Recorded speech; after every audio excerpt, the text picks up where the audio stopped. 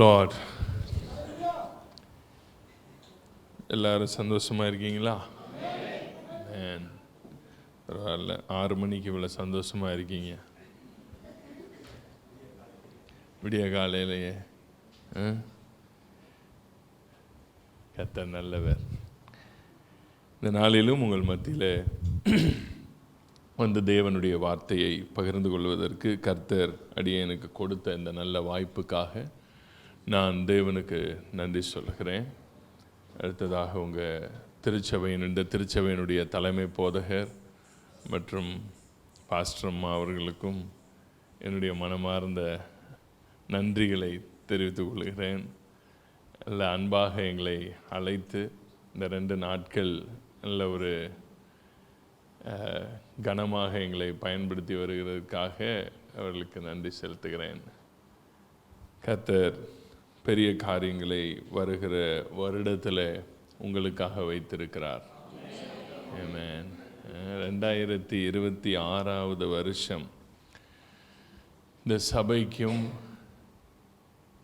உங்கள் ஒவ்வொருத்தருடைய தனிப்பட்ட வாழ்க்கையிலும் கர்த்தர் நிறைய திறந்த வாசலை அவர் உங்களுக்கு முன்பாக வைத்திருக்கிற ஒரு வருடமாக 2026வது வருஷம் அது இருக்க போகிறது. இதுவரைக்கும் நீங்கள் ரொம்ப வருஷமாய் காத்து கொண்டிருந்த நிறைய காரியங்களில் கர்த்தர் ஒரு அற்புதங்களை செய்வார். நிச்சயமாகவே தடைகள் விலகுகிற ஒரு வருடமாக அது இருக்க போகிறது. உங்களுக்கு நீங்கள் எல்லாருமே ஒரு ஆசீர்வாதத்தை எதிர்பார்த்து கொண்டே இருங்கள். அடுத்த வருடம் விசேஷமாக ஆவிக்குரிய ஒரு மண்டலத்தில் ஆண்டவர் எனக்கு சொன்ன ஒரு விஷயம் என்னென்னா, ஆவிக்குரிய மண்டலத்தில் ஒரு பெரிய ஒரு திறந்த வாசல், இதுவரைக்கும் அனுபவிக்காத சில அனுபவங்களை பெற்றுக்கொள்ளுகிற ஒரு ஆண்டாக அடுத்த ஆண்டு இருக்க போகிறது. அடுத்த வருஷம். ஸோ ஆவிக்குரிய வாழ்க்கையில் அந்த தாகத்தோடு அந்த ஏக்கத்தோடு இருக்கிறவர்களுக்கு ஒரு பெரிய ஒரு இதுவரைக்கும் அடையாத அனுபவங்களை நீங்கள் அடைவீர்கள். கண்டிப்பாக இந்த சபை ஆவிக்குரிய சகல ஆசீர்வாதங்களினாலும் ஆசீர்வதிக்கப்படாது. ஏனென்றால் வேதம் சொல்லுகிறது, உன்னதங்களிலே ஆவிக்குரிய சகல ஆசீர்வாதங்களினாலும் நம்மை ஆசீர்வதித்திருக்கிறார். அதுக்கு முன்னாடி இந்த உலக பிரகாரமான ஆசீர்வாதங்களை எல்லாம் நீங்கள் எடுத்து பார்த்தீங்கன்னா, ஆப்ரஹாம்கிட்ட இல்லாத ஆசீர்வாதமே கிடையாது இல்லையா? ஆப்ரஹாம்கிட்ட குறைச்சலாக இருந்தது, ஈசாக்கிட்ட குறைச்சலாக இருந்தது, யாக்கோபுகிட்ட குறைச்சலாக இருந்துச்சா, தாவீதுகிட்ட குறைச்சலாக இருந்துச்சா, சாலமோன்கிட்ட குறைச்சலாக இருந்ததா? தேவனை நம்பி வந்த யாருமே இந்த பூமிக்குரிய செல்வங்களில் குறைவாக இருக்கவே இல்லை இல்லையா? இது எல்லாமே நீங்கள் பழைய ஏற்பாட்டில் பார்க்குறீங்க. ஆனால் புதிய ஏற்பாடு வரும்போது இப்போ ஆண்டவர் புதிய ஏற்பாட்டில் ஒரு பிளஸ்ஸிங்கை திறக்கிறார். அது என்ன அப்படின்னா, உன்னதங்களிலே ஆவிக்கு உரிய சகல ஆசீர்வாதங்களினாலும் நம்மை ஆசீர்வதிக்கிறார். புதிய ஏற்பாட்டுக்கும் பழைய ஏற்பாட்டுக்கும் ஒரு பெரிய வித்தியாசம் என்ன? பழைய ஏற்பாட்டில் earthly blessings, அவர்கிட்ட வந்தவங்க எல்லாருமே ஃபைனான்சியலாக யாருக்குமே குறை கிடையவே கிடையாது. ஆனால் அப்படியே நீங்கள் நியூ டெஸ்டமெண்ட்டுக்குள்ளே வரும்போது ஆண்டவர் நமக்குன்னு வச்சிருக்கிற ஒரு மகா பெரிய மேன்மை என்ன? கிறிஸ்துவுக்குள் இன் கிரைஸ்ட் நமக்கு வைக்கப்பட்டிருக்கிற ஒரு மேன்மை என்ன அப்படின்னா, உன்னதங்களிலே ஆவிக்குரிய சகல ஆசீர்வாதங்கள். அப்போ உன்னதங்களிலே ஆவிக்குரிய சகல ஆசீர்வாதங்களை ஒரு மனிதன் பெற்றுக்கொள்ள வேண்டுமானால் அதற்கு முக்கியமான ஒரு ரகசியம் என்ன அப்படின்னா, அதுக்கு முதல்ல அந்த மனிதன் உன்னதங்களுக்கு போய் சேரணும். உன்னதங்களில் யார் ஏற்றுக்கொள்ளப்பட்டிருக்கிறார்களோ, யாருடைய ஆத்துமா உன்னதங்களில் இருக்கிறதோ, எங்கே இருக்கிறதோ, உன்னதங்களில் இருக்கிறதோ, அந்த ஆத்துமாக்களால் தான் அந்த ஆவிக்குரிய ஆசீர்வாதங்களை என்ன செய்ய முடியும், பெற்றுக்கொள்ள முடியும் இல்லையா? அதை ஆக்சஸ் பண்ண முடியும். பெற்றுக்கொள்ள முடியுங்கிறத விட அதை ஆக்சஸ் பண்ண முடியும். அதனால தான் வேதம் சொல்லுகிறது, எபேசியர் 2:7 படிங்க. எபேசியர் 2:7.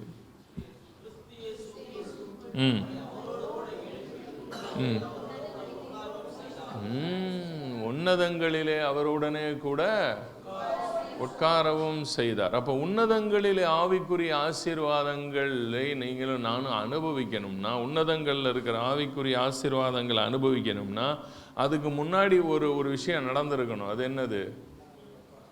உன்னதங்களிலே அவருடனே கூட உட்கார வைக்கப்பட்டிருக்கணும். புரியுதுங்களா? அப்போ உன்னதங்கள் அவரோட உட்கார வைக்கப்படுவது அப்படிங்கிறது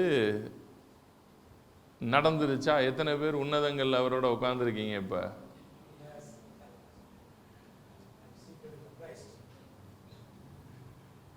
பாஸ்டர் சொல்லிட்டார், நீங்க சொல்லுங்க, எத்தனை பேர் உட்கார்ந்துருக்கீங்க? இப்ப நான் அவரோட உன்னதங்கள்ல உட்கார்ந்துருக்கேன். இதை எத்தனை பேர் விசுவாசத்துல சொல்றீங்க? இதை எத்தனை பேர் அனுபவத்துல இருந்து சொல்றீங்க? விசுவாசத்துல சொல்றவங்களாம் கைகளை உயர்த்தி ஒரு அல்லேலூயா சொல்லுங்க பாப்பா. பாருங்க, அனுபவமாக சொல்கிறேன் பாஸ்டர், இது என் எக்ஸ்பீரியன்ஸ், இதுதான் என்னோடய வாழ்க்கை. நான் உன்னதங்கள் அவரோட உட்கார்ந்துருக்கதை நான் பார்க்குறேன் ஒவ்வொரு நாளும். என்னுடைய லைஃப்பில் நான் அதை அனுபவிக்கிறேன். உள்ளே எனக்கு தெரியும், ஏன்னா நான் உன்னதங்கள் அங்கே தான் இருக்கேன் அப்படின்றவங்க எத்தனை பேர்? இதில் மெயினே இதுதான், உன்னதங்களில் அவருடனே கூட உட்கார வைக்கப்பட்டிருக்கிறேன் அப்படிங்கிறது. இன்னைக்கு நிறைய பேர் அதை விசுவாச அறிக்கையாக தான் என்ன பண்ணிக்கிட்டு இருக்கோம், சொல்லிக்கிட்டு இருக்கோமே தவிர, இன்னமும் அந்த உன்னதங்களில் உட்கார வைக்கப்படுவது அப்படின்னா அது இன்னும் எக்ஸ்பீரியன்சியல் நாலேஜில் வரல. அது இன்னும் சபைக்கு இன்னும் நிறைய பேருக்குள்ள அது இன்னும் அனுபவமாக்கப்படவில்லை. அந்த நிலை அனுபவமாகும் பொழுது தான் ஒரு மனிதன் ஆவிக்கு உரிய சகல ஆசீர்வாதங்களையும் ஆக்சஸ் பண்ண முடியும். அந்த உன்னதங்களிலே ஆவிக்குரிய சகல ஆசீர்வாதம்னு சொல்கிறோமே, அதில் இருக்கிற மிக முக்கியமான ஆசீர்வாதம் என்ன? கொலோசியர் 3:3 படிங்க. அந்த உன்னதங்களில் இருக்கிற ஆசீர்வாதங்களில் இருக்கிற ஆசீர்வாதம் என்னன்றதை பார்ப்போம். படிங்க. நீங்கள் மரித்தீர்கள், உங்கள் ஜீவன் கிறிஸ்துவுடனே கூட தேவனுக்கு உள்ள போய் மறைஞ்சிருச்சான். தேவனுக்கு உள்ள மறைஞ்சு போகிற ஒரு அனுபவம். நீங்க இங்க உட்கார்ந்துருக்கீங்க, இன்னும் யாருக்கெல்லாம் இந்த சரீரத்திலேயே தான் சிக்கிக்கிட்டு இருக்கிறவங்க, இன்னும் இந்த பாடியிலேயே சிக்கிக்கிட்டு இருக்கிறவங்களுக்கு இந்த வசனத்தை புரியவே முடியாது. என்னது? நான் மரிச்சிட்டேன், நான் மரிச்சேங்கிறதே இன்னைக்கு வரைக்கும் என்னால் ஏற்றுக்க முடியல. பைபிள் சும்மா நான் இங்கே உயிரோடு இருக்கவனை போய் செத்து போயிட்டேங்குது. நான் எப்படி செத்தேன்? செத்தமா சொல்லுங்க, செத்தீங்களாங்க? சும்மா மனசாட்சியை தொட்டு சொல்லுங்க. சும்மா நாங்கள் சொல்கிறோங்கிறக்கா சொல்லக்கூடாது. பாஸ்டர் சொல்கிறோம், பாஸ்டர் சொன்னால் சரியாக தான் இருக்கும். ஒரு பெரிய மனுஷன் சொல்கிறாருன்னா ஏற்றுக்கணுங்க.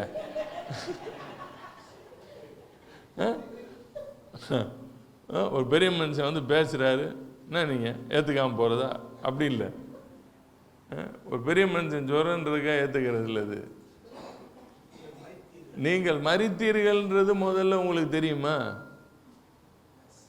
எப்படி தெரியும்? எப்போ செத்தீங்க? நான் செத்துட்டீங்களா?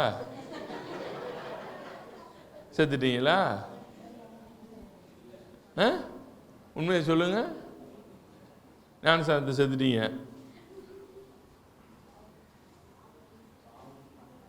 பார்த்தீங்களா? என்னைக்கு தான் இப்போ செத்தீங்க?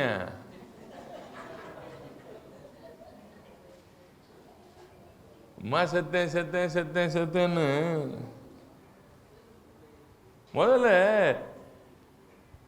இந்த இந்த சாவுறது அப்படின்றது என்னன்னே புரியல. சாவுறதே என்னன்னு புரியலன்னா அப்புறம் உயிர் தெழுது எங்க புரிய போகுது? சாவுறதும் நமக்கு புரியாது, உயிர் தெழுறதும் புரியாது. நம்ம எப்படி சாவுறோம் சொல்லுங்க நீங்களே. ஏங்க அவர் மரித்தார், ஒருவர் மரித்திருக்க எல்லாரும் மரித்தார்கள். அப்போ ஒருத்தர் மரிச்சா எப்படிங்க எல்லாருமே சாக முடியும்? ஒருத்தர் தானே செத்தாரு, நீங்க செத்துட்டீங்கன்றாரு. எப்படி? ஏங்க நான் இப்போ வாழ்ந்துக்கிட்டு இருக்கேன், அவர் வாழ்ந்து முடிச்சது 2000 வருஷத்துக்கு முன்னாடி. அவர் பாட்டுக்கு அவர் வந்தார், சிலுவையில் மறிச்சிட்டு போயிட்டாரு. இப்போ அவர் மறிச்சதுனால நான் மறிச்சேங்கிறாங்க. ஆனால் நான் இங்கே மறிச்ச மாதிரியே இல்லையே.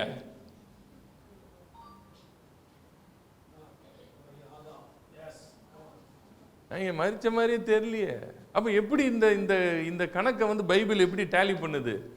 ஒருவர் மரித்திருக்க எல்லாரும் மரித்தார்கள்ன்ற கணக்கை பைபிள் எப்படி டேலி பண்ணுது? இது ஒரு கணக்கு. இந்த கணக்கை எப்படி கழிச்சு எப்படி இந்த ஆன்சரை கொண்டு வருது? ஒருத்தர் செத்தா எல்லாரும் செத்துட்டாங்கன்னு இது புரியணும்.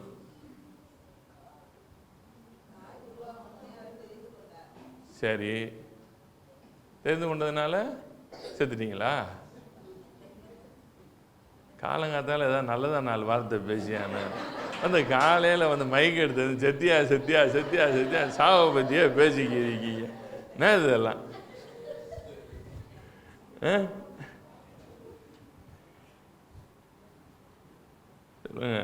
நீங்கள் மரித்தீர்கள்ன்ற கணக்கை பைபிள் எப்படி டேலி பண்ணுதுன்னு முதல்ல உங்களுக்கு தெரியணும். அப்போ தான் இந்த வசனம் புரியும். இந்த வசனம் புரிஞ்சாதான் அடுத்து எப்படி உன்னதங்கள் ஏறணும்னு உங்களுக்கு தெரியும். இந்த வசனத்தை பைபிள் எப்படி டேலி பண்ணுதுன்னா, நீங்கள் மரித்தீர்கள்ன்ற வசனத்தை எப்படி பைபிள் டேலி பண்ணுதுன்னா நல்லா புரியுங்க. ஒரே ஒரு ஆதாம், சரியா? பைபிளில் 2 ஆதாம் இருக்காங்க. முதல் ஆதாம், அந்த ஒரு ஆதாம் போய் பழத்தை சாப்பிட்டான். அந்த பழம் ஆப்பிளா ஆரஞ்சா?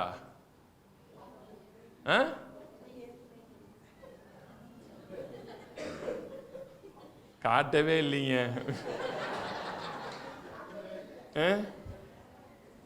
ஏதோ அந்த பழத்தை காட்டி நம்மளை பாவியாக்கி இருந்தா கூட பரவாயில்ல. பழத்தை கண்ணிலே பார்க்கலைங்க, ஆனால் கண்ணிலே பார்க்காத பழத்துக்கு நான் பாவி ஆயிட்டேன் அப்படின்றீங்களா? அதுதான் உண்மை. ஆதாம் என்று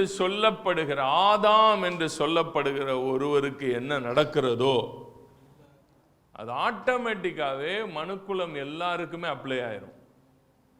அந்த ஒரு ஆதாம் போய் நன்மை தீமை அறியத்தக்க அறிவின் விருட்சத்தை எடுத்தா அவன் பாவியானால், அவன் மரண பிரமாணத்துக்குள் அவனுடைய ஜீவன் பிரவேசிக்குமானால் ஆட்டோமேட்டிக்காவே யார் எடுத்ததா அப்ளை ஆயிருது? நீங்களும் நானும் அந்த பழத்தை பார்த்தது கூட கிடையாதுங்க. பார்க்காத பழத்தால பாவியாக முடியுமா? ஆயிருக்கோமா இல்லையா? இன்னைக்கு ஆயிருக்கீங்களா? தெளிவா தெரியுதா? அது ஐயோ பாஸ்டர் கிளீனா தெரியுது. பாவி ஆயிருக்கீங்களா? ஐயோ அது மட்டும் பளிச்சுன்னு தெரியுது பாஸ்டர். எவ்வளவுதான் இந்த புத்திக்கு சொல்லி கொடுத்தா கூட மாறவே மாட்டேன். பார்த்தீங்களா? ஏன்? எப்படி வந்தது இந்த பேட்டர்ன்? இப்போ ஒரு விதமா யோசிக்கிறீங்களே, இந்த மாதிரி யோசிக்கணுங்கிற அந்த பேட்டர்ன் உங்களுக்குள்ள எங்க இருந்து வந்துச்சு? எப்படி வந்துச்சு? இது யார் மூலமா வந்துச்சு? அந்த ஒருவன் மூலமாக பாவம் மரணம் என்கிற பிரமாணம் நம்முடைய ஆவியிலையும் நமக்குள்ளாக நாம எல்லாரையுமே பாவிகள் ஆக்கப்பட்டோம். என்ன ஆக்கப்பட்டோம்? பாவிகள் ஆக்கிட்டாங்க நம்மள. நம்மானமா நீங்க பாவியானீங்களா? ரோமர் 5:19 போடுங்க.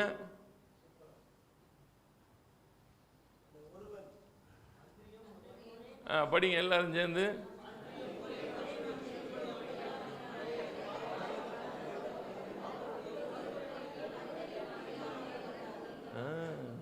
பாவிகள் ஆக்கிட்டாங்க.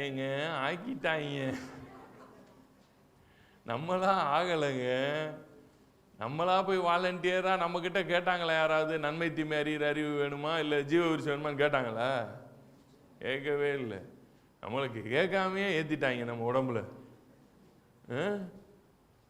இந்த மாதிரி தான் பாருங்க. அன்றியும் ஒரே மனுஷனுடைய கீழ்ப்படியாமையினாலே அநேகர் என்ன ஆயிருக்காங்களாம்? பாவிகள் ஆக்கப்பட்டார்களாம்.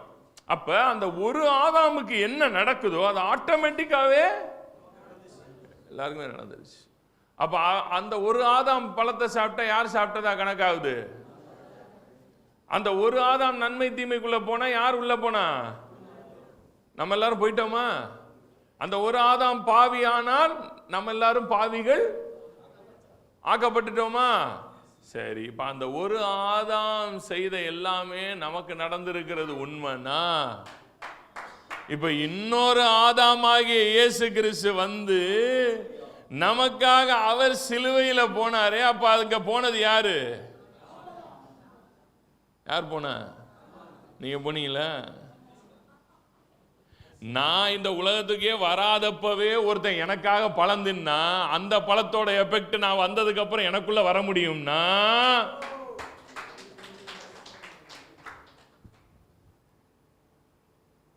அப்ப நான் இல்லாதப்பவே ஒருத்தர் எனக்காக எங்க போயிருக்காரு? அவர் சிலுவையில போனப்ப யாரும் போயிட்டா? சொல்லுங்க. அவர் மரித்தப்ப யாரும் மரிச்சா? அவர் எழுந்தப்ப யாரும் எழுந்தா? அவர் உன்னதங்கள்ல போய் உட்கார்ந்தப்ப யாரும் போய் உட்கார்ந்துருக்கா?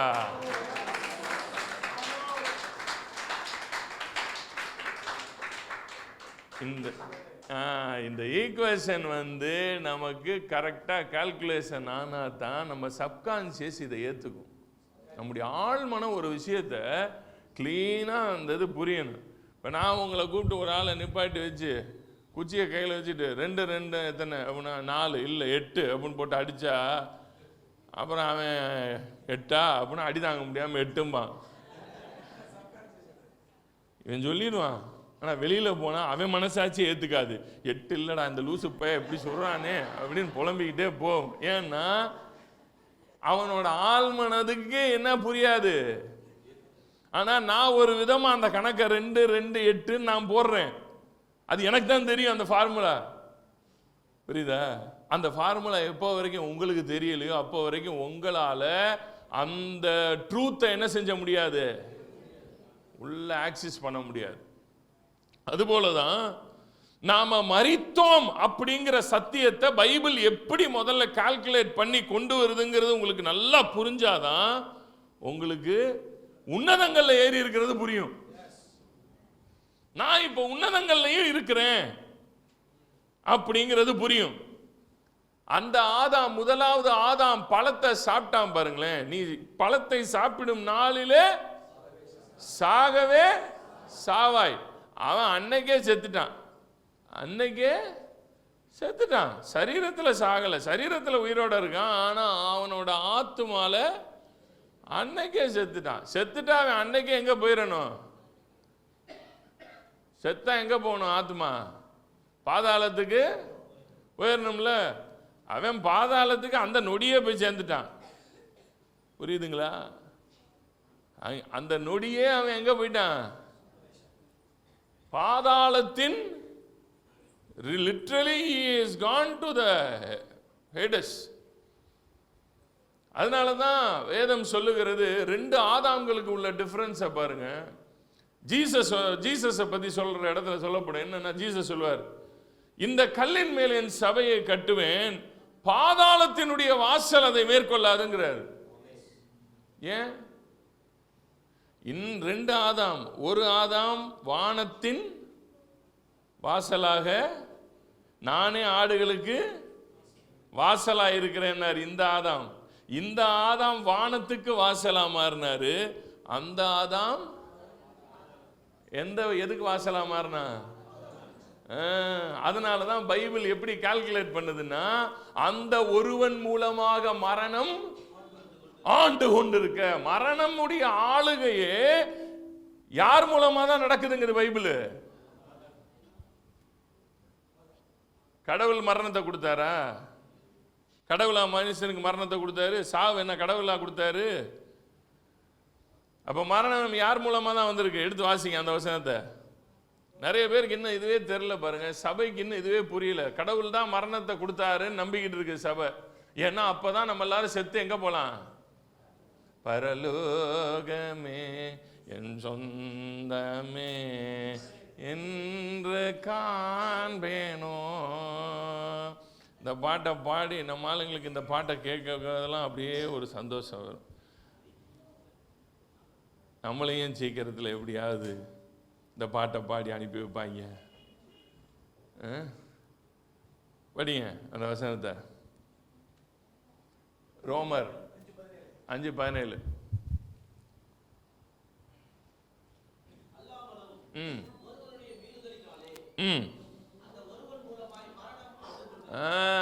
அந்த ஒருவன் மூலமாய், எல்லாம் சொல்லுங்க, அந்த ஒருவன் மூலமாய் மரணம் ஆண்டு கொண்டிருக்க. மரணம் ஆளுது. மரணத்தினுடைய ஆளுகை எப்படி இந்த பூமிக்குள்ள வந்துச்சு? ஆண்டவர் அனுப்பி வச்சாரா? ஆண்டவர் மனுஷனுக்கு நீ சாவுப்பா, செத்தாதான் நீ பரலோகம் வர முடியுமான்னாரா? அந்த ஒருவன் மூலமாக மரணம் ஆளுகை செஞ்சுக்கிட்டு இருக்கான். அப்ப இந்த பூமியில மரணம்ன்ற ஒன்னு ஆளுகை செய்யுதுன்னா அதுக்கு காரணமே யார்தான்? அதுக்கு வாசலே யார்தான்? அந்த முதல் ஆதாம் தான். ஒரு ஆதாம் மரணத்தின் வாசலாக மாறினான். இன்னொரு ஆதாம் வானத்தின் வாசலாக இருக்கிறார், ஜீவனின் வாசலாக இருக்கிறார். புரியுதுங்களா? இந்த 2 ஆடம்ஸ் புரிஞ்சிருச்சுன்னா பைபிள் புரிஞ்சிடும். இல்லைன்னா நீங்க பைபிளை எப்படிதான் பார்த்துக்கிட்டே இருப்பீங்கன்னா, நம்ம இந்த பூமிக்கு வந்துட்டோங்க, எப்படியாவது இந்த இடத்துல எப்படியாவது பல்ல கடிச்சு எப்படியாவது கொஞ்ச நாள் அப்படியே அடக்கி வாழ்ந்து செத்துட்டோம்னா எப்படியாவது பரலோக டிக்கெட் கிடைச்சிரும், எப்படியாவது பரலோக டிக்கெட் வாங்கிட்டு பரலோகத்துக்குள்ள போயிடணும். என்னமோ பரலோகம் போறதுக்காக தான் கடவுள் இந்த பூமியே படைச்சாருன்ற மாதிரி ஆகி போயிடும். கடவுள் மனிதனை படைத்தது பரலோகத்துக்காக அல்ல. கடவுள் மனிதனை படைத்தது அவருடைய சர்வ சிருஷ்டியின் மேலும் மனிதன் என்ன செய்யணும்? ஆளுகை. உங்க கையில இது எல்லாத்தையும் கொடுக்கணும்னு. ஆனா நமக்கு என்ன பண்றது? நமக்கு கிறிஸ்டியன்ஸுக்கு பொறுத்த வரைக்கும் என்ன, கிறிஸ்டியன்ஸை பொறுத்த வரைக்கும் இந்த வானம், இந்த பூமி, இந்த சூரியன், இந்த சந்திரன்லாம் ஐயோ இதெல்லாம் அபிஷ்டு. ஆமா, இதெல்லாம் அபிஷ்டு, இதெல்லாம் பாவ கரப்பட்டு போச்சாக்கும், எல்லாம் சீக்கிரத்தில் வெந்து உருகி நாசமா போகணும், எல்லாம் நாசமா போகும். நம்ம எல்லாம் எங்க போயிடணும்? பரலோகம் போயிடணும். இதெல்லாம் என்ன ஆகும்? நாசமா போகும். வாயை திறந்தா பிரசங்கங்கிற பேர்ல வானத்தையும் பூமியையும் சபிக்கிறது, இந்த பூமி நாசமா போகுங்கிறதையே ஒரு ஒரு ஒரு ஒரு தீர்க்க தரிசனமா சொல்றது, சீக்கிரத்தில் அழிய போகிறது. ஏன்னா வாயை வச்சுட்டு சும்மா இருக்க மாட்டீங்களாடா? இது அழியும் சொல்றதுக்கு நீ எதுக்கு, நான் எதுக்கு? இது அழியறதுக்காக உண்டாக்கப்பட்டுச்சு. இது அழியுமா முதல்ல? இது அழிய விடுவாரா முதல்ல? இது அழியுமா? இது அழியுமா? எத்தனை பேர் அழியுங்கிறீங்க? அழியுமா அழியாதா? அழியாது. ஏன் அழியாது?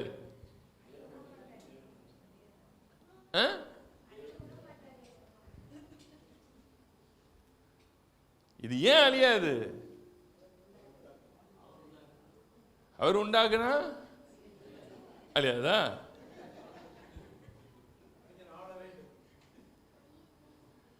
இது ஏன் அழியாது? ரோமர் 1:20 படிங்க. ஏன் அழியாதுங்கிறதுக்கு அர்த்தம் அங்க இருக்கு. படிங்க. எல்லாம் சேர்ந்து வாசி. இந்த ஒரு வசனம் புரிஞ்சிருச்சுன்னு வைங்களேன், அதுக்கப்புறம் இனிமேல் எவனுமே எங்கேயும் தீர்க்க சொன்னா திரும்பி பக்கம் ஓடி போயிடணும். இந்த ஒரு வசனம் விளங்கிட்டா போதும். எப்படி என்றால் காணப்படாதவைகளாகிய அவருடைய நித்திய வல்லமை தேவத்துவம் என்பவைகள் உண்டாக்கப்பட்டிருக்கிறவைகளினாலே உலகம் உண்டானது முதற்கொண்டு தெளிவாய் காணப்பட்டும் ஆதலால் போக்கு சொல்ல இடமில்லை. என்னவா இந்த வசனம் என்ன என்ன என்ன சொல்லுது? சரி, போக்கு சொல்ல இடம் இல்லை, ரைட். அதுக்கு முன்னாடி காணப்படாதவைகளாகிய அவருடைய நித்திய வல்லமை. அடுத்தது இதெல்லாம் என்னவா? அவரோட காணப்படாத குணங்களாம், பார்க்கவே முடியாதான். நீங்க பரலோகத்துக்கே போனீங்கன்னு வைங்களேன், நீங்க போய் பரலோகத்துக்கே போயிட்டீங்க, அங்க ஆண்டவர் ஒரு சிங்காசனத்தில் அப்படி உட்காந்து அப்படியே வெள்ளை அப்படியே சூரிய ஒளி மாதிரி அப்படியே பளிச்சுன்னு இருக்கு. ஆண்டவரே நான் வந்துட்டேன் வா, ரைட்டு. அடுத்து ஆண்டவரே, அடுத்தது உங்களுடைய தெய்வத்துவம், அந்த நித்திய வல்லமை, அதெல்லாம் பார்க்கணும் ஆண்டவரே அப்படின்னா சொல்லுவாரு, அப்ப இவ்வளவு நாள் நீ எங்க இருந்த? இவ்வளவு நாள் நீ எங்க இருந்த? அப்போ இது ரெண்டையும், தேவத்துவம் நித்திய வல்லமை, இதெல்லாம் நீங்க அங்க போனாலுமே பார்க்க முடியாது. ஏன்னா இதெல்லாமே என்னவா சொல்லுங்க? காணப்படாதவைகளாகிய, அதாவது உலகம்னு ஒண்ணு இல்லாததுக்கு முன்னாடி. நல்லா இப்ப நான் சொல்ல போறத கரெக்டா புரியணும், குதர்க்கமா புரிஞ்சிடக்கூடாது. ஏன்னா பாருங்க, முதல் ஆதாமோட மூளைல இது எப்பயும் குதர்க்கமா தான் புரியும். நம்ம ஒண்ணு சொன்னா அது ஒண்ணு புரியும். அது என்னன்னா, காணப்படாதவைகளாகிய அவருடைய நித்திய வல்லமை தேவத்துவம். அவர் தேவன், அவர்தான் கடவுள். இவர் கடவுள் என்பது எப்பதான் எதுலதான் வெளிப்பட்டுச்சான்? அதுக்கு முன்னாடி வரைக்கும் கடவுள் என்பவர் இருந்தாலும் அவர்தான் கடவுள் என்பது எத்தனை பேருக்கு புரியுச்சு?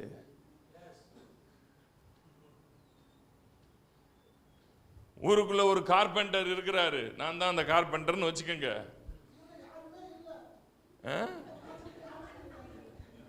என்ன கார்பெண்டர்னு ஒரு ஆள் நான் இருக்கிறேன்.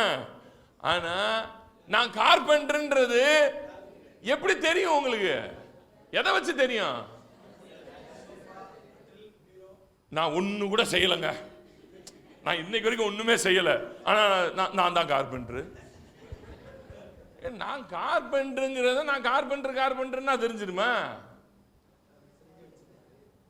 எதுலதான் நான் கார்பெண்டருங்கிறது தெரியும்? அவர் தேவன்றது அவருக்கு வேணா தெரியுமா இருக்கலாம், ஆனா அது அவருக்கு மட்டும்தான் தெரியும். நான் தான் தேவன், நான் தான் தேவன், நான் தான் தேவன். ஆனா என்னைக்கு அவரு இந்த சூரியனை உண்டாக்கினாரோ, இந்த சந்திரனை உண்டாக்கினாரோ, இந்த வானத்தை உண்டாக்கினாரோ, இந்த பூமியை உண்டாக்கினாரோ, இந்த பூமியில் இருக்கிற ஒவ்வொன்னையும் உண்டாக்கினாரோ, அன்றைக்கு அவர் நான் தேவன் என்பதை வெளிப்படுத்தினார்.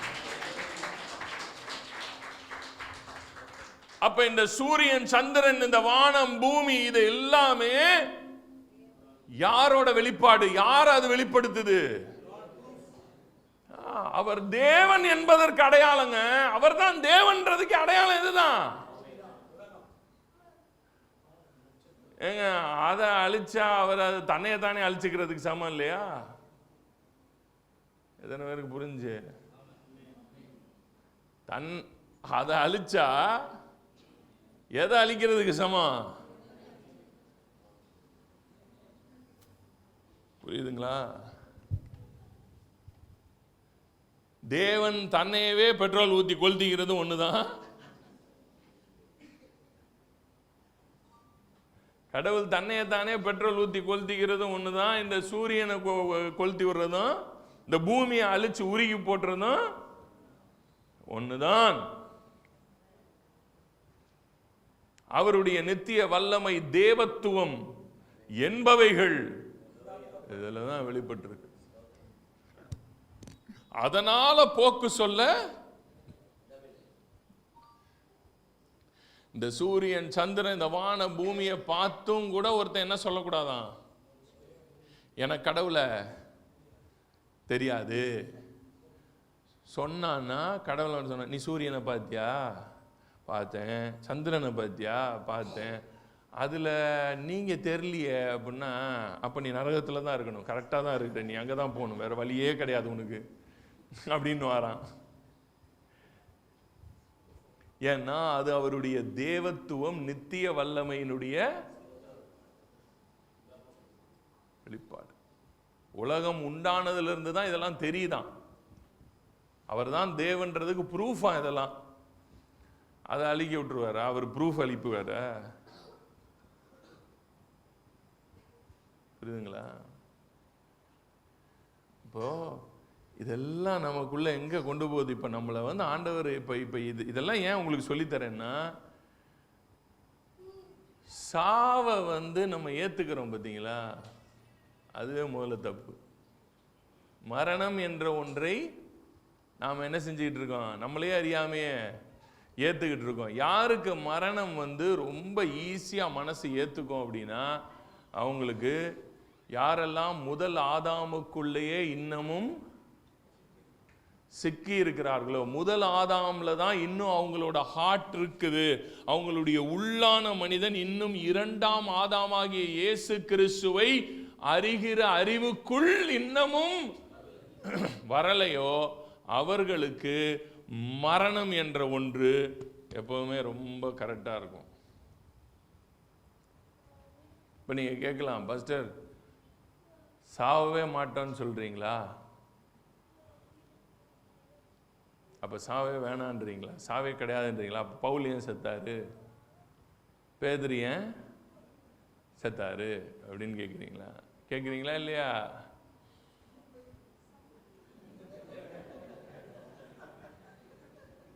நாங்க எங்க கேட்கிறோம், வந்ததுல இருந்து நீங்களே கேட்குறீங்கன்னு ஒன்னொன்னா சொல்லிக்கிட்டு இருக்கீங்க. நாங்க எங்க கேட்டோம்?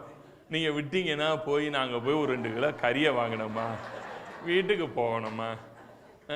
நீங்க போற போக்க பார்த்தா இன்னைக்கு முடிக்கிற மாதிரி தெரியல. நீங்க வேற ரொம்ப ஆர்வமா இருக்கீங்க.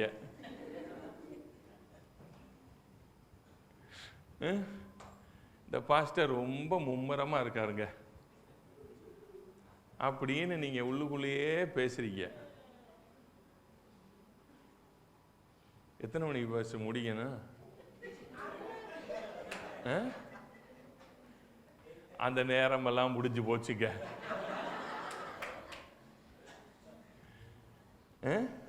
முடிஞ்சிச்சா? 8:30 ரைட், ஓகே. அது வரைக்கும் முடிக்க முடியுமான்னு பார்ப்போம். நல்ல வேலை சொல்லிட்டீங்க. நான் 9:30 வரைக்கும் இருக்குன்னு நினச்சிட்டு இருக்கிறேன். நம்ம கான்ஃபரன்ஸாக பேசுகிறாளா, அதனால நம்ம கான்ஃபரன்ஸ் ரேஞ்சில் தான் யோசிப்போம். ஓ, ஒரு செஷன் அப்போ 2 மணி நேரம்.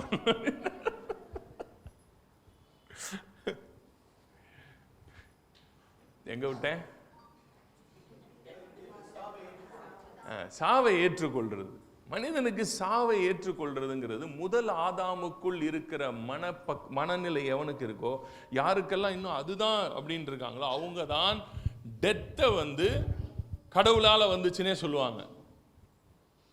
ஆனா பைபிள் ஒழுங்கா புரிஞ்சவங்க ஒரு நாளும் மரணத்தை தேவன் கொடுத்தாருன்றத சொல்லவே மாட்டாங்க. ஏன்னா கடவுள் மனிதனுக்கு மரணத்தை என்ன செய்யல, கொடுக்கல. பைபிள் தெள்ள தெளிவா சொல்லுது, அந்த ஒருவன் மூலமாக மரணம் ஆண்டு கொண்டிருக்க.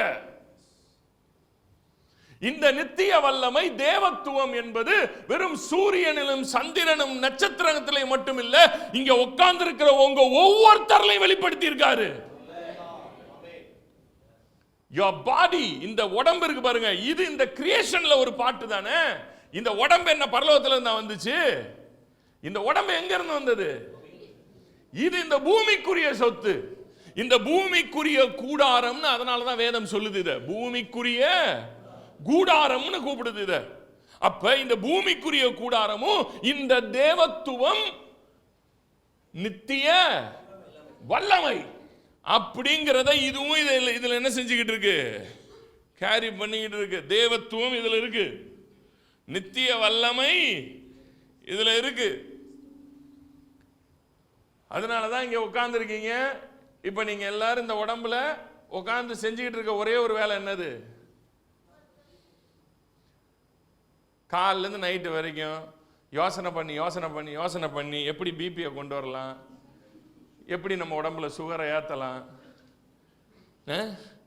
எப்படி ஏதாவது ஒன்று யோசனை பண்ணி எப்படி ஏதாவது நம்மளுக்கே நம்ம எப்படி நோயை கொண்டு வரலாங்கிறத தவிர வேற என்ன இந்த உடம்புல பண்றீங்க? ரத்தத்தை நீங்க ஏத்துறீங்களா? ரத்தமே ஏறு ரொம்ப நேரமா ஏத்தவே இல்லை அப்படி நீங்களா மேலே எங்களை ஏத்துறீங்க? நீங்களா இப்போ ஹார்ட்டை பம்ப் பண்ணிக்கிட்டு இருக்கீங்க? நீங்களா அவங்க இன்னைக்கு சாப்பிட்டு இங்க இருந்து இங்கனக்குள்ள கீழே இறங்கிடுச்சுன்னா அதுக்கப்புறம் அது உங்க கண்ட்ரோல்லையா இருக்கு? மென்னு இங்கனக்குள்ள இறக்கிட்டீங்கன்னா அதுக்கப்புறம் உள்ளுக்குள்ள எடுத்து அதுல இருந்து சத்தை பூரா உறிஞ்சு அதை எடுத்து பிளட்ல கொடுத்து அதை எனர்ஜி ஆக்கி எல்லா பாடி பார்ட்டுக்கும் கொண்டு போய் உங்க உடம்பு ஃபுல்லாத்தையும் ஆப்ரேட் பண்ணிருக்கு. இதுல ஏதாவது ஒரு வேளை நீங்க செய்றீங்களா? எதுவுமே நம்ம பண்றது கிடையாது. சுவாசம் நீங்க எடுக்கிறீங்களா? கிடையாது, எதுவுமே இல்லை. இந்த உடம்புல நீங்க பண்ணிட்டு இருக்கிற ஒரே ஒரு வேலை என்ன தெரியுமா?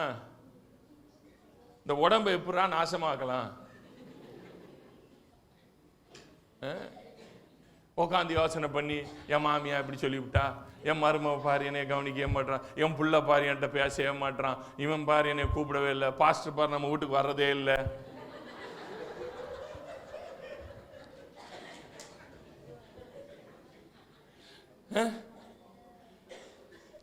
இதுதான் காலில இருந்து நைட்டு வரைக்கும் தெரியுமா உனக்கு இப்படி ஆகி போச்சு தெரியுமா, ஆகி போச்சு தெரியுமா. இதை தவிர இந்த உடம்புல வேற என்ன பண்ணி அதிக போது சோப்பு போட்டு குளிக்கிறீங்க, அது நாத்தம் வந்துடும், எவனும் பக்கத்தில் வர மாட்டான். அதனால ஏதோ ஒன்று குளிச்சிடுறீங்க. இதை தவிர இந்த உடம்புல வேற என்ன வேலை பார்க்குறீங்க? ஒன்றும் கிடையாது. மொத்த வேலை யார் தான் பார்த்துக்கிட்டு இருக்கா? அந்த நித்திய வல்லமை செய்து கொண்டிருக்கிறது.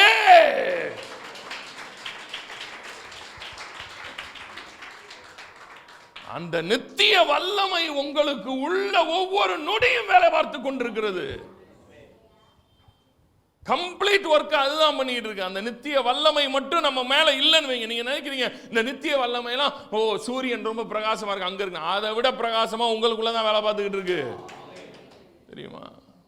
இட்டர்னல் பவர் ஆஃப் காட் நம்ம பாடியில ஒவ்வொரு நொடியும் அவரோட பவர் வேலை பார்த்துக்கிட்டு இருக்கு. அதனாலதான் இந்த ஹார்ட் இத்தனை வருஷமாய் அது பாட்டுக்கு என்ன ஆகிட்டு இருக்கு? பம்ப் பண்ணிக்கிட்டு இருக்கு. ஒரு நொடி நின்றுக்குமா? நைட்டு ரொம்ப நேரமா தூங்குறப்ப நான் கொஞ்ச நேரம் தூங்கிக்கிறேன்னு போச்சுன்னா என்ன வருது?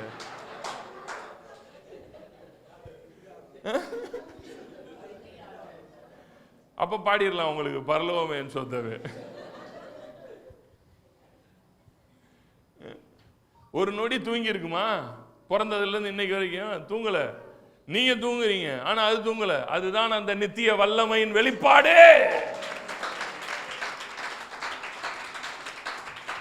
அந்த தேவத்துவமும் நித்திய வல்லமையும் வெளிப்படுத்தப்பட்டிருக்கிற இந்த மகிமைக்குள்ளாக மரணம் என்ற ஒன்று ஆண்டு கொண்டிருக்கிறதே, அது என் தேவனால் வந்தது அல்ல. இத சபை புரியணும். இது தேவனால் வந்த ஒன்று அல்ல. அப்ப இந்த நித்திய வல்லமைக்குள்ள மரணம்ன்ற ஒன்றை உள்ள கொடுத்து இந்த மகிமை வேலை செய்ய விடாதபடி தடுக்கிறதுக்கு காரணமா இருக்கிறது அந்த முதலாம் ஆதாம். இதை ஏன் இவ்வளவு ஸ்ட்ரெஸ் பண்ணி சொல்றேன்னா, முதல்ல உங்களுக்கு இது புரியணும். மரணம் என்பது பரலோகத்துக்கு போற வாசல் கிடையாது. செத்து பரலோகத்துக்கு போகணுங்கிறது கிடையாது. செத்து பரலோகம் போகணும்னா எதுக்கு கிறிஸ்து வந்து மரித்து அந்த ஒருவர் மரிப்பதினாலே நீங்க அவருக்குள்ள உன்னதங்கள்ல போக முடியும். இப்பவே உயிரோட இருக்கும் போதே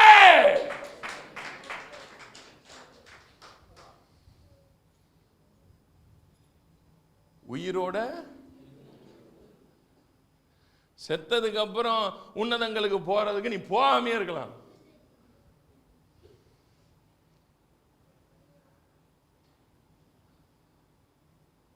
செத்ததுக்கு அப்புறம் நான் பரலோகம் போறேன்ற குரூப்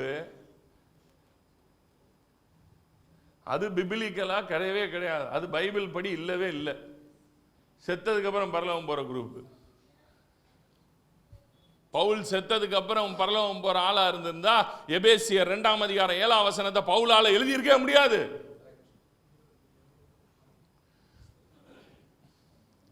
கிறிஸ்துவுடனே கூட மரித்தேன், அவருடனே கூட எழுப்பப்பட்டேன், அவருடனே கூட உன்னதங்களிலே உட்காரவும் வைக்கப்பட்டிருக்கிறேன் அப்படிங்கிற சத்தியத்தை பவுல் என்ன பண்ணியிருக்க முடியாது, எழுதியிருக்க முடியாது. பவுல் வாழும் போது எழுதி வச்சாருங்க. அத உன்னதங்களிலே அவருடனே கூட உட்காரவும் வைக்கப்பட்டிருக்கிறேன். This is an experience. It's a living experience. இது மரித்ததற்கு அப்புறமா உண்டாகுது அப்படின்னு சபை நமக்கு சொல்லி கொடுத்து நம்ம மண்டைய பூரா கழுவி பேய்க்கு ஏஜென்ட் ஆக்கி விட்டாங்க. ஏன்னா பிசாசு தான் மரணத்தை என்ன செஞ்சுக்கிட்டு இருக்கு, பழத்தை திங்க மாட்டேன்னு திங்க வச்சது யாரு, திங்க வச்சது யாரு, சாவ மாட்டேன்றவனை கூட இன்னைக்கு சாவுக்கு ரெடி ஆக்கி விட்டுறது யாரு, பாஸ்டர்மார்.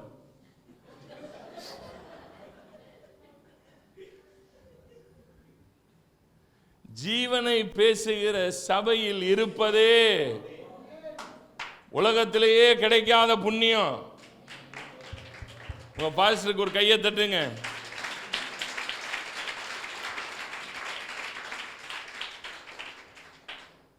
சத்தியம் புரியலன்னா சட்டுப்புட்டுன்னு மண்டையை போட்டுறணும். இடத்த இருந்து அடுத்தவனையும் காலி பண்றதுக்கு சட்டுப்புட்டுன்னு நீயும் போ, பின்னாடியே கூட்டிட்டும் போ. ஏன்னா இந்த பூமி உனக்கு இல்லைன்னு நீ முடிவு பண்ணிட்ட. வீட்டை காலி பண்ணு. இந்த பூமி உனக்கு இல்லைன்னு நீ முடிவு பண்ணிட்டல்ல. இந்த நித்திய வல்லமையும் தேவத்துவமும் எனக்கு இல்லைன்னு முடிவு பண்ணிட்டல்ல. இந்த நித்திய வல்லமை தேவத்துவத்துக்குள்ள நான் இருக்கணுங்கிறது உனக்கு வேணான்றல்ல. கிளம்புங்கிறேன். ஏன் இருந்து எங்க உசுர வாங்குற?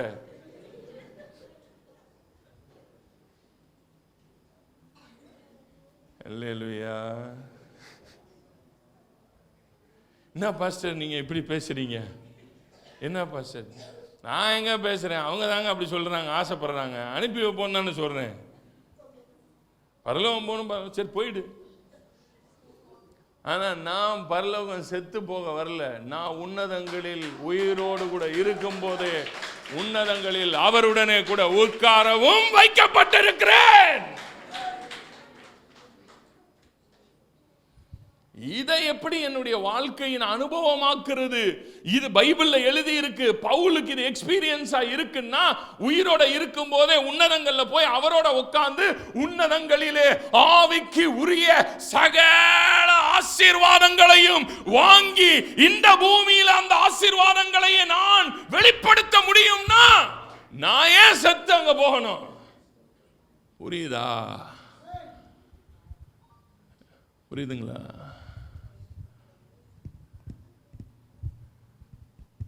நான் ஏன் செத்து போய் தான் அங்கே போகணும்? அப்போ எங்கேயோ ஒரு இடத்துல நான் தான் இன்னும் என்ன செய்யாமல் இருக்கேன், அறியாமையில் போய் மாட்டிக்கிட்டு இருக்கேன். அந்த அறியாமையிலிருந்து தான் நான் மீண்டு வெளியே வரணுமே தவிர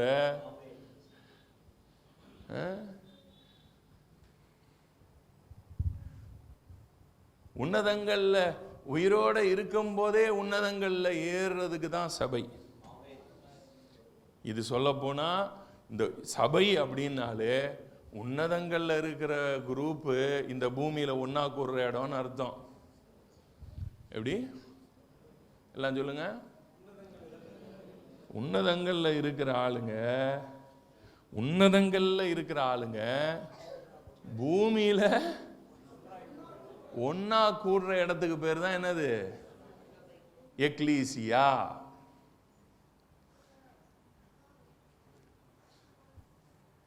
ஆனா இங்க செத்ததுக்கு அப்புறம் பரலோகம் போறதெல்லாம் யாரு வாங்க அப்படின்னு கூப்பிட்டு சாவுக்கு ரெடி பண்ணிக்கிட்டு எல்லாரையும். உயிரோடு இருக்கும் போதே உன்னதங்களில் இருந்து வாழுகிற கூட்டம். அதனாலதான் வேதம் சொல்லுகிறது 1 கொரிந்தியர் 15ஆம் அதிகாரம் வாசிங்க. 1 கொரிந்தியர் 15:45 படிங்க.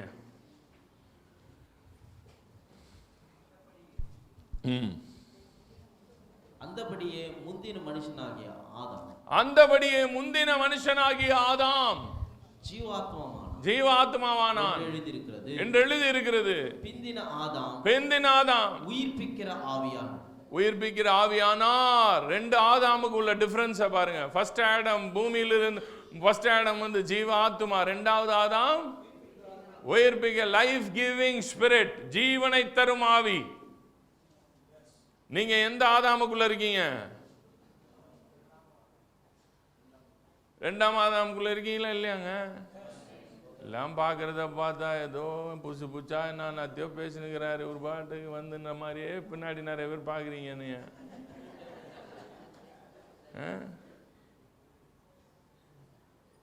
புரியுதா? நீங்க எந்த ஆதாம்ல இருக்கீங்கன்றது ரொம்ப முக்கியம். முதல் Adam is a living soul, அவ்வளவுதான். அவன் சோலிஷ் ரிலம்ல இருக்கிறவன். செகண்ட் ஆடம் யாராம்? லைஃப் கிவிங் ஸ்பிரிட், ஜீவனை தரும் ஆவி. ஜீவன், எந்த ஜீவனை தரும் ஆவி?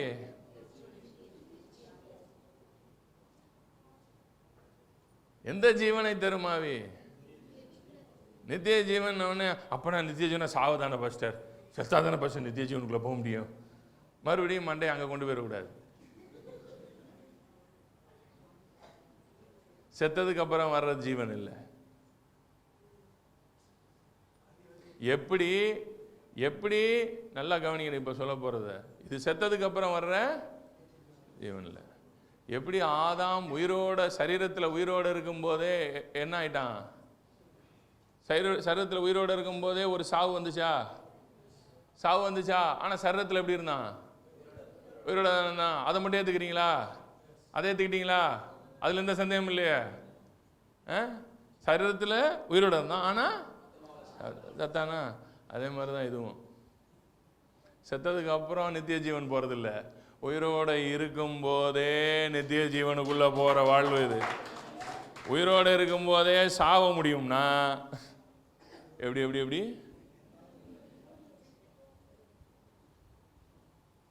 உயிரோட இருக்கும் போதே சாவ முடியும்னா உயிரோடு இருக்கும்போது நித்திய ஜீவனுக்குள் ஆளவும் முடியும். ஜீவனை அடைந்து ஆளுவார்கள்.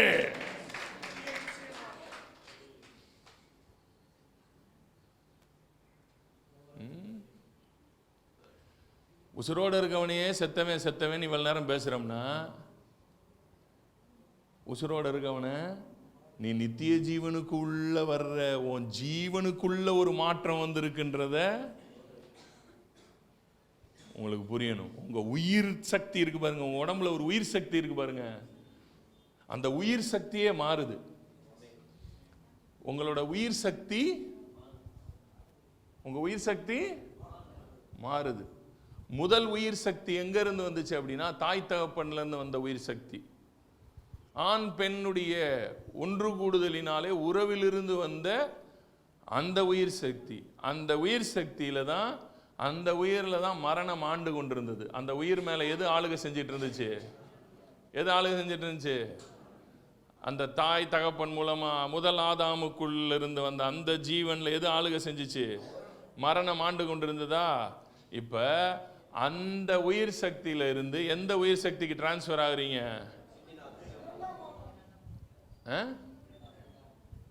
இந்த ஆதாமோட உயிர் சக்தி எங்க இருந்து வருது?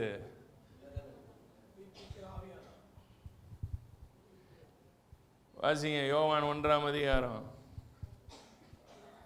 John chapter 1. இந்த உயிர் சக்தி எப்படி இது ஒர்க் பண்ணுதுன்னு பாருங்க. இந்த உயிர் சக்தி, இது இந்த உயிர் சக்தி எங்க டிரான்ஸ்ஃபார்ம் ஆகுது பாருங்க. 12ஆம் வசனத்திலிருந்து படிங்க.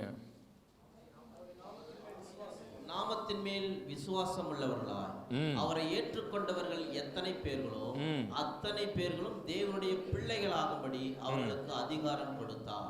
அடுத்த வசனம். அவர்கள் அவர்கள் இரத்தத்தினாலாவது மாம்ச சித்தத்தினாலாவது புருஷனுடைய சித்தத்தினாலாவது. அதுதான் இந்த புருஷனுடைய சித்தத்தினாலாவது அப்படிங்கிறது தான். எந்த உயிர் சக்தியிலிருந்து பிறக்கல இவங்க. புருஷனுடைய உயிர் சக்திங்கிறது ஆணிலிருந்து வரக்கூடிய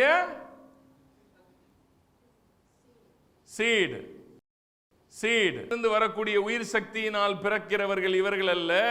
இவர்களுடைய உயிர் சக்தி எங்கிருந்து? இப்ப உயிர் சக்தியே உள்ள இருக்கக்கூடிய உயிரினுடைய ஆற்றல் இருக்கு பாருங்க. உயிரின் ஒண்ணு இருக்கு பாருங்க. அந்த உயிர் ஆற்றலே தேவனுக்குள் இருக்கிற அந்த உயிர் ஆற்றல் இப்ப உங்க உடம்புக்குள்ள ஓட ஆரம்பிக்குது.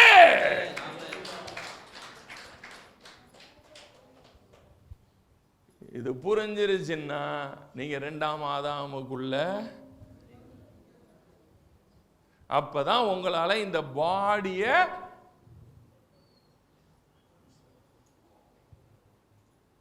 மரண பிரமாணத்திலிருந்து விடுதலை ஆக்கவே முடியும். இந்த இது புரியணும். இது புரிஞ்சு உள்ளுக்குள்ள இதுல ஒர்க் பண்ணணும். இது எந்த அளவுக்கு இதை எப்படி இப்ப அதுல இருந்து என் உயிர் சக்தி இதுல டிரான்ஸ்பர் ஆயிருக்குன்றத எப்படி ஆக்டிவேஷனுக்கு கொண்டு வர்றது, அதை எப்படி எனக்குள்ள செயல்பாட்டுக்கு கொண்டு வர்றது தான். இதெல்லாம் நீங்க கத்துக்கும் போது பாடியை எதுக்குள்ள கொண்டு வந்துருவீங்க. பவுலோட கையில ஒரு பாம்பு கடிச்சு தொங்குது, விஷ பாம்பு. ஊரே மிரண்டு போயிட்டாங்க. அவ்வளவுதான்டா, இன்னும் ஒரு நிமிஷத்துல சாவான்டா. ஏன்னா இது வரைக்கும் இந்த ஊர்ல எவனெல்லாம் இந்த பாம்பு கடிச்சு அவெல்லாம் ஒரே நிமிஷத்துல செத்தாண்டான்னு பார்த்துக்கிட்டே இருக்காங்க. உதறி விட்டு வேலையை பார்த்துக்கிருக்கேன் அவன் பாட்டுக்கு. என்னடா ஆச்சுவேன், கொஞ்ச நேரத்துக்கு முன்னாடி வரைக்கும் இவனை பாவி, அதனாலதான் பாம்பு கடிச்சுன்னவங்க இப்ப தெய்வம்டா இவன் அப்படின்னு பாக்குறாங்க. ஏன்னா தேவனுடைய ஜீவனை அவனுக்குள்ள பார்த்தாங்க. இந்த பாம்பால இவனை கொல்ல முடியலையே. ஏன்னா அவனுக்குள்ள இருந்த உயிர் சக்தி மாற்றமடைந்திருக்கிறது. தாய் தகப்பனில் இருந்து வந்த அந்த உயிர் சக்தியினுடைய ஆற்றல் போய் அண்டத்தையே சிருஷ்டித்தவருக்குள்ள ஒரு ஜீவன் இருக்கு பாருங்க. எப்படி அவருக்குள்ள ஒரு ஜீவன் இருக்கு பாருங்க. அந்த ஜீவனுடைய ஆற்றலுக்கு நீங்க வர்றீங்க. அதனாலதான் நீங்க கடவுளுக்கே புள்ளன்னு கூப்பிடுறாங்க. இந்த அம்மா அப்பால இருந்து வர்ற இந்த உயிர் ஆற்றல் உள்ள இருக்கிற வரைக்கும் நீங்க அந்த உயிர் ஆற்றலுக்கு எப்ப ஸ்விட்ச் ஆகுறீங்களோ அப்பதான் புள்ள.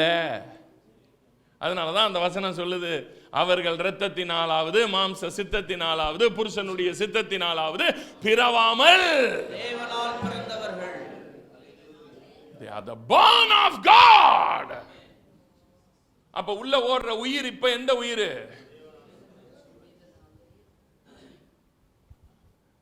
அம்மா அப்பால இருந்து வந்த உயிர் கிடையாது. இந்த அம்மா அப்பால இருந்து வந்த உயிரிலேயே வாழ்றது முதலாதாம். நான் அந்த உயிரில் இருந்து உள்ள நேற்று சொல்லி கொடுத்தேன். இதெல்லாம் 2 வித்து இருக்கு, அது ஒன்று இது ஒன்று. இந்த வித்துக்கு மாற்றப்படும் போது உள்ள இருக்கிற அந்த வித்து உயிர்ப்பிக்கப்படும் போது இந்த ஜீவன் ஆக்டிவேட் ஆயிரும் உள்ள. இதுதான் இந்த இது ஆக்டிவேட் ஆகும்போது தான் அழியாமை, என்னது ஜீவனையும் அழியாமையையும் 2 தீமோத்தேயு 1:10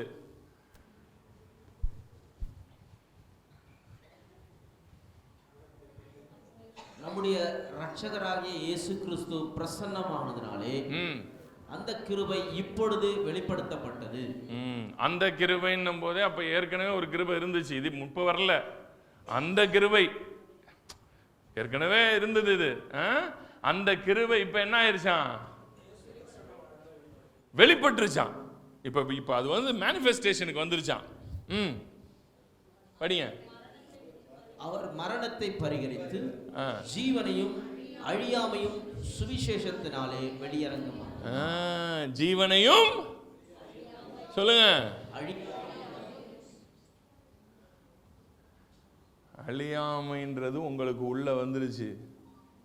நீங்க எப்ப வரைக்கும் இந்த ஃபர்ஸ்ட் ஆடம்லேருந்து செகண்ட் ஆடம்குள்ள நீங்க வரலையோ அப்போ வரைக்கும் உங்களுக்குள்ள மரணத்தின் ஆளுகை இருக்கும். மரணத்தின் ஆளுகை ரொம்ப ஸ்ட்ராங்காக யாருக்குள்ள நல்லா வேலை செய்தோ அவங்களுக்கு சத்தியமாக இந்த பைபிளும் புரியாது, இந்த சத்தியமும் புரியாது. இப்போ இதே நீங்கள் யூடியூப்பில் போடுங்க, வரிஞ்சுக்கிட்டே வந்து நிற்பாங்க. ஏன்னா முதல் ஆதாமில் இருக்கிறவங்களுக்கு சத்தியமாக நான் பேசுகிறது புரியாது. ஏன்னா இது முழுக்க முழுக்க செகண்ட் ஆடமோட ப்ரீச்சிங். செகண்ட் ஆடம் என்ன கொண்டு வந்தாருன்றதை பற்றின காரியங்கள். முதல் ஆதாமுக்குள்ளே இருக்கிறவங்க நியாயப்பிரமாணத்தில் தான் இருப்பாங்க. ஏன்னா அவங்கள பொறுத்த வரைக்கும் சாவணும், செத்தா எங்கே போகணும். செகண்ட் ஆடம் சாகடிச்சு பரலோகம் கொண்டு போகிறதுக்காக வந்து மரிக்கலை. அவர் மரித்த போது நானும் மரிப்பேன்றதுனால தான் அவர் மரிச்சாரு. அவர் எழுந்தப்ப நான் எந்திரிப்பேன்றதுனால தான் அவர் எழுந்தாரு. அவர் உன்னதங்களில் போய் நான் அங்கே உக்காந்தா நான் மட்டும் உக்காரலடா, நீங்க எல்லாருமே வந்து என் கூட தான் இருக்கீங்கன்றதுனால தான் அவர் போய் உன்னதங்களில் போய் உட்கார்ந்தாரு.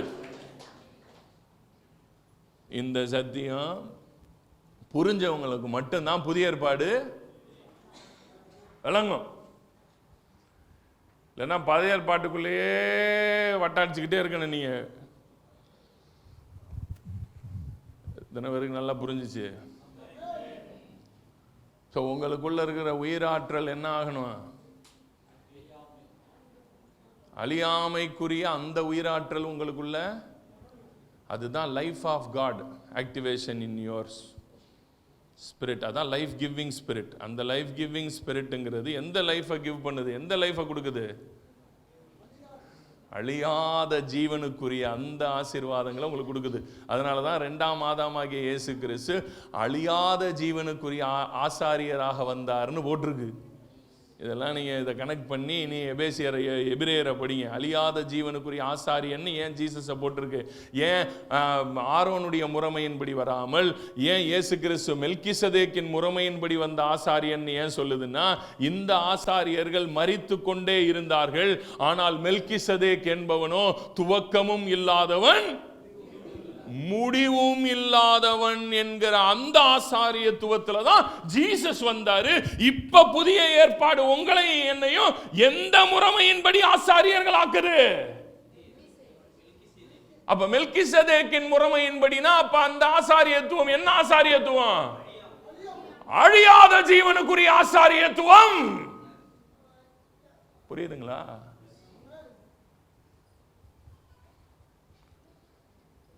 இதெல்லாம் படித்து மெடிடேட் பண்ணுங்க. அப்போ தான் உங்களுக்குள்ள இந்த ஜீவன் இருக்குன்றதை புரிஞ்சாதான் இதை ஆக்டிவேஷனுக்கு கொண்டு வருவீங்க. இது ஆக்டிவேட் ஆகலைன்னா நீங்கள் நினைக்காதீங்க, பாஸ்டர் ஆகாட்டினாலும் பரவாயில்ல பாஸ்டர், நாங்கள் இப்படியே வாழ்ந்து பாஸ்டர் அடக்கம் பண்ணி வச்சா நாங்கள் பரவாயில்ல போயிடுவோம்ல. பாஸ்டர் அடக்கம் பண்ணிடுவார், பெட்டியில் வச்சு எல்லாருமா பாட்டு பாடி அனுப்பிடுவோம். எப்படியோ போயிடுவோம் மிஸ்டர்.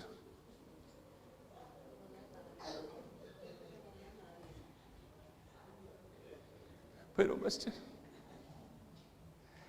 எங்க பாஸ்டர் நல்ல பாஸ்டர், கேடு கெட்ட பாவியா இருந்தாலும் நல்லவேன்னு சொல்லி அடக்கம் பண்ணிடுவாங்க. அது பாஸ்டர்களுக்கே இருக்கிற ஒரு வேலை. என்ன பண்றது? அது வேற வழி கிடையாது.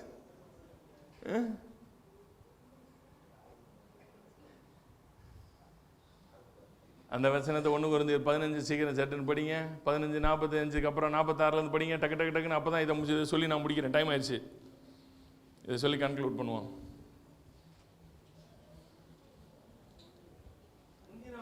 அந்தபடியே முந்தின மனுஷனாகிய ஆதாம் ஜீவாத்மாவானான் என்று எழுதியிருக்கிறது.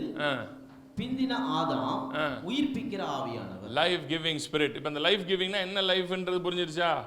எந்த உயிராற்றல்ன்றது புரிஞ்சிருச்சா? ரைட். அடுத்து வாங்க, அடுத்த வாசனம் வாங்க. ஆகிலும் ஆவிக்குரிய சரீரம் முந்தினதல்ல, ஜென்ம சரீரமே முந்தினது. எல்லாரும் பாருங்க, எல்லாரும் முதல் ஆதாம்ல தான் பிறந்தாகணும். முதல் பிறப்புங்கிறது இந்த உலகத்துல எல்லாருக்குமே எதுல தான் வந்தாகும்? ஆண் பெண்ணுடைய அந்த உயிராற்றல்ல தான் இந்த உலகத்துக்குள்ள வரும். புரியுதுங்களா? அதில் எந்த மாற்றமும் கிடையாது. இந்த உயிராற்றல் ஃபஸ்ட்டு நமக்குள்ளே வரக்கூடிய உயிராற்றல் எது? ஆண் பெண்ணுடைய உறவிலிருந்து ஆணுக்குள்ள இருந்து வரக்கூடிய அந்த வித்துக்களில் இருந்து வரக்கூடிய உயிர் தான் முதல் உயிர் நமக்குள்ள வேலை செய்யும். ஆனால் செகண்ட் லைஃப் எப்படி? செகண்ட் லைஃப் ஆக்டிவேஷன் உள்ள இருக்கு. அது காட்ஸ் லைஃப் உள்ளுக்குள்ள தான் இருக்கு, உறங்கி கொண்டிருக்கிறது. அதை ஆக்டிவேட் பண்றோம். புரியுதுங்களா? அதை தான் இன் கிரைஸ்ட்ல, அதை தான் ஜீசஸ் என்னை விசுவாசிக்கிறேன் தான் சர்ச் அட்டன் பண்றோம்ல, அது அந்த விசுவாசம் கிடையாது, இது வேற விசுவாசம். புரியுதுங்களா? இந்த விசுவாசம் வரும்போது தான் ஆக்டிவேஷன் ஆகும். இது வேற விசுவாசம். நீங்கள் வயிற்று வலிக்கும் தலை வலிக்கும் சர்ச்சுக்கு வந்து உட்காரவங்களுக்குலாம் உயிர் ஆற்றல் ஆக்டிவேட் ஆயிருமா? அவங்களுக்குலாம் வயிறு வலி சரியாக்குனதே பெரிய விஷயம். தலைவலி சரியாகணுன்றக்கா சர்ச்சில் வந்து உட்காந்துட்டு எனக்கு உயிர் அப்படின்னா வந்து சர்ச் அட்டன் பண்ணுறேனே, தலைவலி போகிற வச்சதே புண்ணியம், ஓடிய பேரணும். கல்யாணம் ஆகலைன்னு சர்ச்சுக்கு வந்ததுக்கு கல்யாணம் ஆயிடுச்சுல, அதே புண்ணியம், அதோட நிறுத்திக்கணும். இந்த உயிராற்றல் ஆக்டிவ், நான் சர்ச் அட்டன் பண்ணா நான் தான் சபைக்கு வருகிறேனே, ஒழுங்காக வருகிறேனே, அதனால எனக்குள்ள உயிராற்றல் ஆக்டிவேட் ஆயிருமா? ஆகாது. அதுக்கெல்லாம் வேற ப்ராசஸ் இருக்கு. புரியுதுங்களா? அதை தான் கற்றுக்கணும்னா நேற்று ஒழுங்காக கான்ஃபரன்ஸ் வந்துருந்தீங்கன்னா ஓரளவுக்கு அது புரிஞ்சிருக்கும். சரி, எங்க விட்டேன்? ஜென்ம சரீரமே ஆவிக்குரிய சரீரம் பிந்தினது. இது செகண்ட் பாடி. ரெண்டு பாடியே ரெண்டா மாறும். அடுத்தது முந்தின மனுஷன் பூமியில் இருந்து உண்டான the first ஜீவன், முதல் ஜீவன் நமக்குள்ள ஆரிஜின் ஆகுது. அந்த ஆரிஜினே அது எங்க இருந்துன்னா அதுக்கு அதனுடைய ஃபர்ஸ்ட் ஆரிஜின் பிளேஸ் தான் பூமி தான். அதனுடைய ஆரிஜினே எர்த்து தான். அதனால தான் எல்லாருமே ஏர்த்லியா தான் இருப்போம். ஃபர்ஸ்ட் வந்து யாருக்குமே இந்த ஹெவன்லின்ற உணர்வே இருக்காது. அதனால தான் அந்த ஆதாமுக்கே இல்லை. அந்த ஆதாமுக்கே என்ன உணர்வு கிடையாது? நான் பரலோகத்துக்குரியவன்ற உணர்வே கிடையவே கிடையாது. அதனால் ஏன்னா அவன் யார்? அவன் பூமியிலிருந்து. ஸோ ஃபர்ஸ்ட் ஆடம் வந்து அவனோட ஆரிஜினே எர்த்து தான். சரிங்களா? அடுத்தது இரண்டாம் மனுஷன் வானத்தில் இருந்து. இதான் மேட்ரு. இரண்டாம் மனுஷன் வானத்தில் இருந்து வந்த செகண்ட் ஆடமோட ஆரிஜினே எங்க? உன்னதங்கள் தான். புரியுதுங்களா? அப்ப அந்த ரெண்டு ஆடமோட இந்த இது உங்களுக்கு புரியணும். இன்னும் நீங்க வந்து ஃபர்ஸ்ட் எப்படியாவது வீடு கட்டிடணும், இதெல்லாம் கட்டுங்க, வேணான்னு சொல்லலை. சரியா? வீடை கட்டுங்க, வாசலை வாங்குங்க, சொத்தை சேருங்க, என்ன வேணாலும் பண்ணுங்க. ஆனால் நீங்கள் இந்த பூமிக்கு உரியவன் இல்லைங்கிறத புரிஞ்சு பண்ணுங்க. I am not of this எர்த்துங்கிற அந்த அடையாளம் முதல்ல தெளிவாகணும். பணம் வேணுமா? வேணும். ஆனால் ஒன்றை புரிஞ்சுக்கோங்க, இதெல்லாம் நீங்கள் தேடி அடைகிற ஒரு விஷயம் இல்லை. அஞ்ஞானிகள் இவைகளை நாடி தேடுகிறார்கள். இதை வந்து நான் தேடி அடைகிற மேட்டர் இல்லை. என் பிதா இவைகள் எல்லாம் எனக்கு தேவை என்பதை அறிந்திருக்கிறார். He knows that I need all this. புரியுதுங்களா? இதெல்லாம் எனக்கு தேவைன்றது அவர் அறிஞ்சிருக்கிறாருன்றத நான் அறிஞ்சுக்கிறதுல தான் இருக்குது வானத்துக்குரியவனுடைய அடையாளமே. அப்படி இருக்கக்கூடிய அடையாளத்தில் இருக்கும்போது பணம் உங்களை தேடி வரும். பணத்தை தேடி நீங்கள் ஓட வேண்டியதே கிடையாது. ஏனென்றால் பணம் உங்கள் தேவை என்பதை உங்கள் பிதா அறிந்திருக்கிறார். சர்ப்ளஸா தான் கொடுப்பாரு, எக்ஸ்ட்ராவா தான் கொடுப்பாரு. அவர் குறைச்சலாம் கொடுக்க மாட்டார், எக்ஸஸா தான் கொடுத்து பழகுவார். அதனால நீங்க மணியை தேடி ஓடவே வேண்டாம், மணி மேல ஃபோக்கஸே பண்ண வேண்டாம். நீங்க ஃபோக்கஸ் பண்ண வேண்டியதெல்லாம் ஹெவன்லிஸ்ல நான் வானத்துக்குரியவன் என்கிற உணர்வை ஆக்டிவேட் பண்ணுங்க. ஏர்த்துக்குரிய எல்லாமே உங்க பாதப்படியில் வந்து விழுகும். பணம், பொன், பேர், புகழ் எல்லாம் அதெல்லாம் நீங்கள் தேடி அடைகிற மேட்டரே கிடையாது. அதெல்லாம் உங்களை தேடி வந்து உங்கள் வீட்டு கதவை தட்டி உங்கள் வீட்டை கொடுத்துட்டு போகும். அதனால் நீங்கள் வானத்துக்குரியவன் என்கிற உணர்வை ஆக்டிவேட் பண்ணணும். அதுதான் முக்கியம். அதில் தான் ஃபோக்கஸ் இருக்கணும். சரிங்களா? ஃபைனான்ஸ் தேவையா? தேவை. ப்ராஸ்பெரிட்டி வேணுமா? 100% வேணும். ஆனால் அது நான் தேடுகிற விஷயங்களில் ஒன்றும் கிடையாது. அது என்னை தேடிக்கொண்டிருக்கிறதுங்கிறத மட்டும் புரிஞ்சுக்கோங்க. பணம் யாரை தேடிக்கொண்டிருக்கிறது? இல்லை சொல்லுங்க, பணம் என்னை தேடிக்கொண்டிருக்கிறது. கை உயர்த்தி சொல்லுங்களேங்க. ரொம்ப பரிசுத்தமாக போயிடுறீங்க, இல்லைன்னா அகல பாதாளத்துக்கு போயிடுறீங்க. ஒன்று பணம் இருந்தாதான் கடவுள் நம்ம கூட இருக்காருன்னு ஆக்கி விட்டுறாங்க. இல்லைன்னா பணமே வேணாம் அப்படின்னு போயிடுறது. ஒன்று இப்படி போனால் இப்படி, இல்லைன்னா இப்படி. புரியுதா? இல்லைன்னு சொல்லுங்க. பணம் என்னை தேடி கொண்டிருக்கிறது, தங்கம் என்னை தேடி கொண்டிருக்கிறது, இந்த பூமிக்குரிய சகல ஆசீர்வாதங்களும் என்னை தேடி கொண்டிருக்கிறது, நான் அவரை தேடி கொண்டிருக்கிறேன். கையை தட்டி கர்த்தருக்கு ஒரு மகிமை கொடுங்க.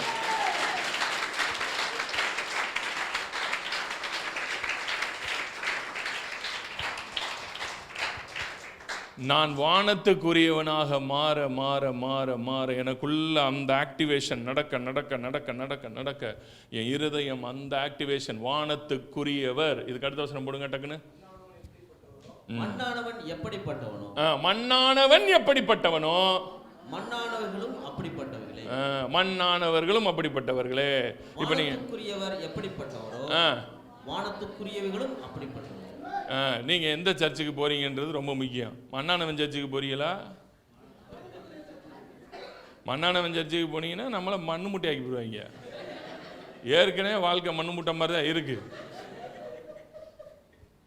இன்னும் மண்ணு முட்டையாகி கூமுட்டை ஆயிடக்கூடாது. போனாலே உட்காந்தாலே எப்போ பார்த்தாலும் வாயை திறந்தாலே சாக போகிறோம், அழிய போகிறோம், இதுதான் அதுதான் அதுதான். நம்மளை வாழ வைக்கிறதே சரியாது. புரியுதுங்களா? நீங்கள் எந்த கூட்டத்தில் போய் வானத்துக்குரியவர் எப்படிப்பட்டவரோ, அப்போ வானத்துக்குரியவர்கள்ன்ற அந்த ஆக்டிவேஷனை பேசுகிறாங்கல்ல, அவங்களுக்குள்ளதான் இந்த ஜீவன் இருக்கும். இந்த ஜீவன் வேலை செய்யும். இந்த பிரசங்கம் அப்போ தான் உங்களுக்குள்ள ஆக்டிவேஷன் நடக்கும். இல்லைன்னு நீங்கள் அவ்வளோதான். நம்மளை மண்ணு முட்டையாக ஏற்கனவே அதுதான். அதை இன்னும் நமக்கு தெளிவாக புரிய வச்சுருவாங்க. நீ ஒன்றுத்துக்கு உதவாத மண்ணு மூட்டை பார்த்துக்க. இந்த மண்ணு மூட்டையில் இன்னும் கொஞ்ச நாள் ஓட்ட வில போகுது, மொத்த மண்ணு வெளியே போயிடும். நீ இன்னும் கொஞ்ச நாள் காலி கோணியாக மாறிடுவ.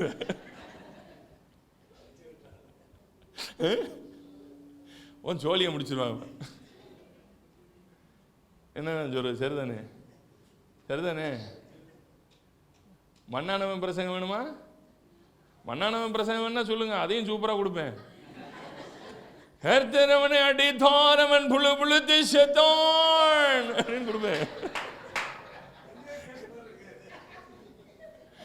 அதெல்லாம் நீங்க கேட்டு நான் பொறுப்பு இல்லை. நான் எதாச்சியா தான் பேசினேன். நீங்க எங்கெங்கே யாரோடலாம் சம்மந்தப்படுத்திட்டு அதுக்கு நான் பொறுப்பு கிடையாது.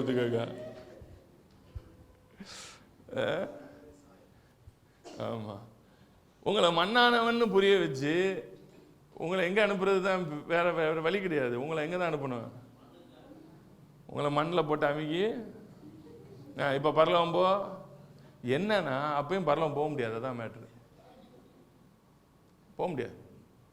ஏன் போக முடியாதுன்னா, வானத்துக்குரியவன் மட்டும்தான் அந்த அந்த உன்னதங்களே ஏற முடியும். அதான் பிரச்சனையே. நீங்கள் நினச்சிக்கிட்டு இருக்கீங்க, பரவாயில்ல பாஸ்டர், அந்த சர்ச்சுக்கு போனாலும் பரவாயில்ல தானே.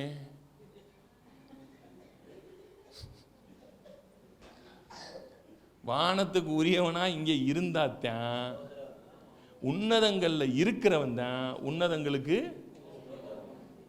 ஏற முடியும். சரி, சரீரத்தையே கலட்டி போட்டாலும் பவுல் மாதிரி ஓகே, நான் பாடியை விட்டு போகும் காலம் வந்தது. பாம்பு கடிச்சு போகலை, கடலில் புயல் அடித்து போகலை. சொல்கிறான், எத்தனையோ முறை கப்ப சேதத்தில் இருந்தேன், மிருகங்கள்கிட்ட மாட்டிக்கிட்டேன், மனுஷ மிருகங்கள்கிட்ட மாட்டிக்கிட்டேன், இப்படி ஏகப்பட்ட மிருகங்கள்கிட்ட மாட்டிக்கிட்டேன். ஆனாலும் எதுவுமே என் உயிரை எடுக்க முடியல. அனுதினமும் செத்து நான் திருப்பி உயிரோட வந்த நிலைமை ஏற்பட்டுச்சு. அடித்து கல்லால் அடித்து செத்துட்டேன். செத்தவனை தான் கொண்டு போய் ஊரை விட்டு வெளியே போட்டாங்க. அப்படின்னு நினச்சி உயிரோட வந்தேன். ஏன்னா எவனாலையும் கொல்ல முடியாதுன்ற இடத்துல தான் இருந்தேன். அப்படி இருந்த பவுல் ஒரு இடத்துல சொல்கிறான், நான் இந்த தேகத்தை விட்டு பிரியும் காலம் வந்தது, நான் போகிறேன் முடிவு பண்ணுறான். புரியுதுங்களா? புரியுதுங்களா?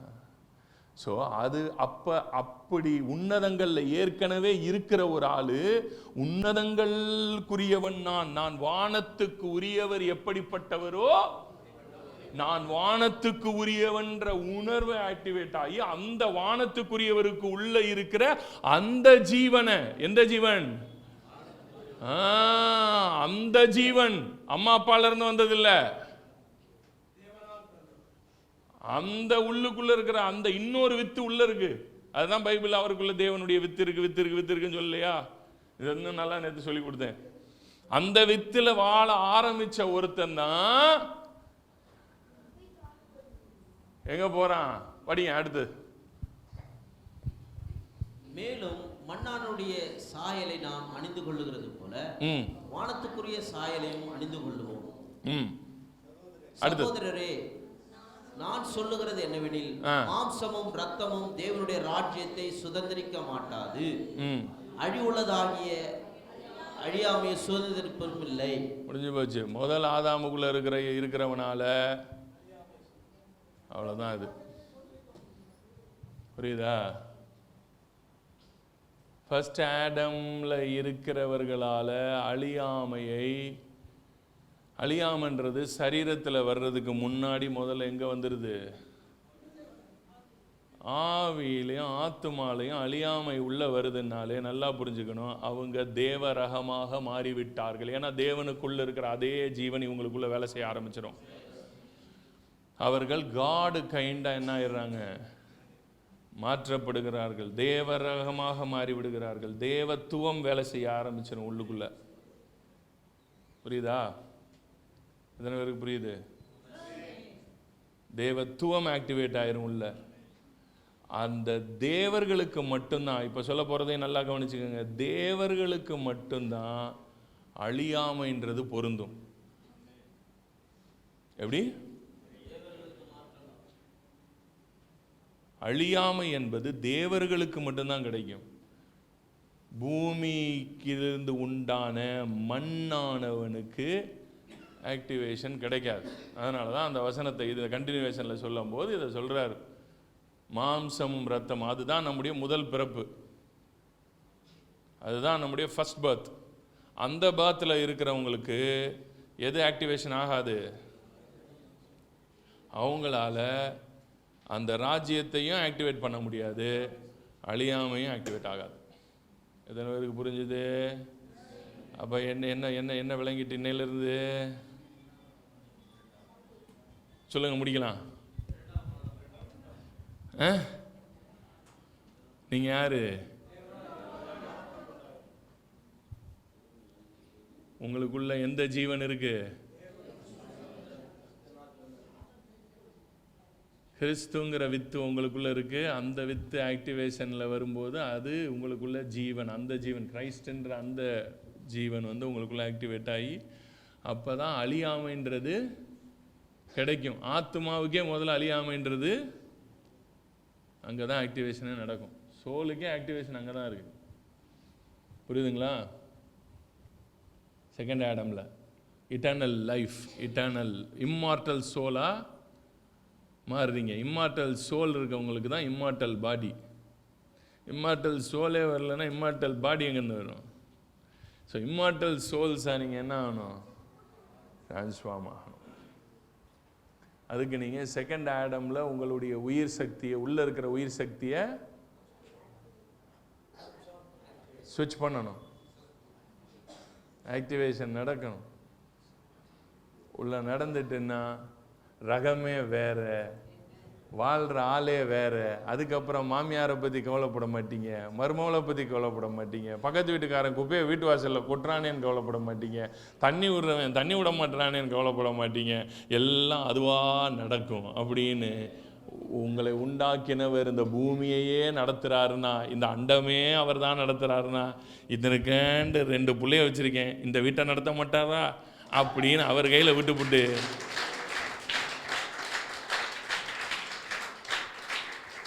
நீங்க வானத்துக்குரியவன் போல வானத்தில் உன்னதங்கள்ல உங்க ஹார்ட் அண்ட் மைண்டு உன்னதங்களுக்கு போயிடும்.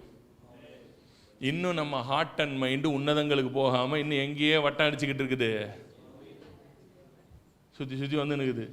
அதனால தான் எங்கிட்டு போட்டு உங்களுக்கு இயேசுநாதரையே கூட்டு வந்து பிரசங்கம் பண்ணாலும்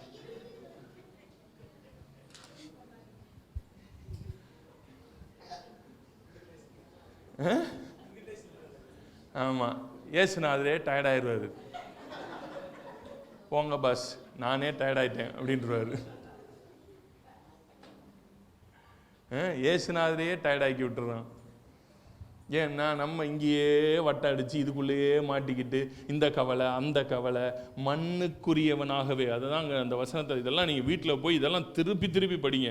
மண்ணானவன் எப்படிப்பட்டவனோ மண்ணானவர்களும் அப்படிப்பட்டவர்கள். மண்ணானவன் அவனுடைய சாயல் அவனுடைய ஹார்ட்டோட, ஏன்னா அவனோட ஆரிஜினே பூமியாக இருக்கிறதுனால, பூமியிலிருந்து உண்டானவனா இருக்கிறதுனால அவனோட ஹார்ட் வந்து இந்த earthly மேட்டர்ஸ்ல தான் சிக்கிக்கிட்டு இருக்கும். அவனால இங்க இருந்து டிபார்ச்சரே ஆக முடியாது. ரொம்ப டைட்டா இதுல மாட்டிருப்பீங்க. சரிங்களா? புள்ள கவலையை விடவே முடியல பாஸ்டர், அப்ப முடிஞ்சீங்க. வேற வழி கிடையாது, உங்களை காப்பாற்ற யாராலும் முடியாது. என் புருஷன் பாஸ்டர், என் புருஷன் பாஸ்டர், பாஸ்டர் என் புருஷன் பாஸ்டர். இந்த பெண்களுக்கு பூரா புருஷன் பைத்தியம்.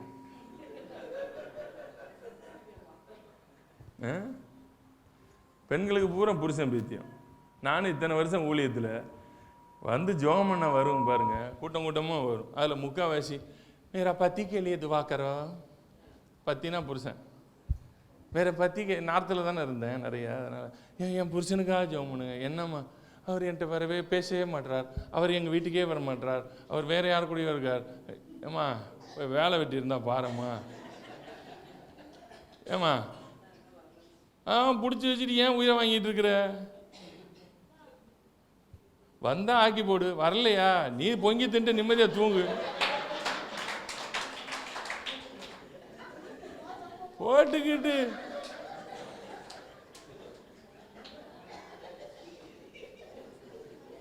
வந்தா ஆக்கி போடு, வரலையா போய் சாப்பிட்டு நிம்மதியா படு தூங்கு.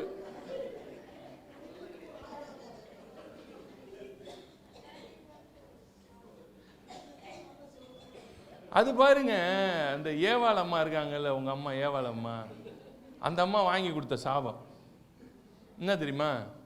நீங்க என்ன நினைச்சிட்டு இருக்கீங்கன்னா, நான் புருஷன் மேல ரொம்ப அன்பாகிறேங்க, அவர் அன்பா இருக்குங்க. அன்பு கிடையாது இது.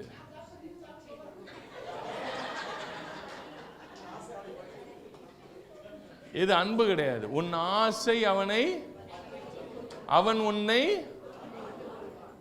இது இது இது அன்பு கிடையாது. இது என்னது? இது ஆசை.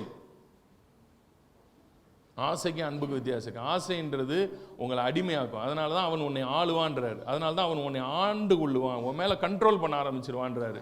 எது மேலெல்லாம் ஆசை வைக்கிறீங்களோ, இது வீடாக இருக்கட்டும், பணமாக இருக்கட்டும், நகையாக இருக்கட்டும், வண்டியாக இருக்கட்டும், காராக இருக்கட்டும், இல்லை உங்கள் வீட்டில் இருக்க நாயாக கூட இருக்கட்டும், எது மேலெல்லாம் ஆசை வைக்கிறீர்களோ அது உங்களை ஆளும். அது புருஷனாக இருந்தாலும் அதுதான். புரியுதுங்களா? அதனால் இந்த புருஷன் பைத்தியம் பிடிச்சிருந்தா இன்னையோட தெளிஞ்சிருங்க. இந்த புருஷன் பைத்தியம் பிடிச்சவங்கலாம் அப்படி வந்து நில்லுங்க. லாஸ்ட்டில் ஒரு தண்ணியை உங்கள் மண்டை மேலே அப்படி ஒரு தெளிக்கிறேன். இன்னையோட அந்த பீடை உங்களை விட்டு போகட்டும். இன்னையோட உங்களை பிடிச்சிருந்த தீட்டை கழிச்சு விட்டுறேன். இந்த புருஷன் பைத்தியத்திலேருந்து முதல்ல வெளியே வாங்க. இதெல்லாம் சாபம். 24 மணி நேரம் புருஷன் புருஷன் புருஷன் புருஷன் புருஷன் புருஷன் அலைகிறது. 24 மணி நேரம் புள்ள புள்ள புள்ள புள்ள புள்ள புள்ளன்னு அலைகிறது. எல்லாம் விட்டு முதல்ல வெளியே வாங்க. புரியுதா?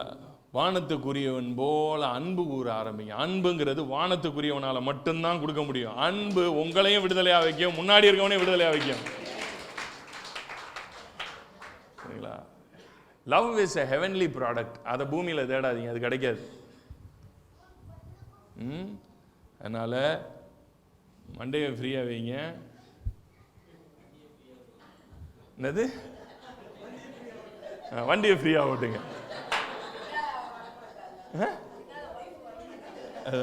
ஓ, வண்டியை ஃப்ரீயாக ஓட்டு. ஓ நான் அப்படி சொல்லலையா? பாருங்களா, நான் ஒன்று சொன்னா நீ இதை நான் தான் முதலே சொன்னேன். இந்த முதல் ஆதாம் உள்ள இருக்கிற முதல் ஆதாம் எல்லாத்தையுமே குதர்க்கமா தான் புரியுவான்னு.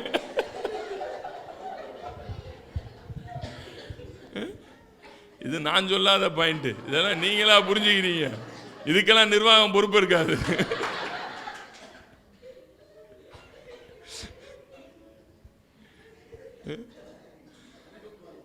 ஃப்ரீயாக வாழுங்க. எவன் உங்கள் வாழ்க்கையில் இருக்கணுமோ அவன் இருப்பான், எவன் போகணுமோ அவன் போவான். புரியுதா? யாரையும் பிடிச்சி நிறுத்த முடியாது, யாரையும் நம்மளால் என்ன செய்ய முடியாது, கட்டி போட்டு வைக்க முடியாது. அவுத்து விட்டுருங்க, நிற்கிறது நிற்கும். நிழல் வேணுங்கிறது தானாக நிற்கும்.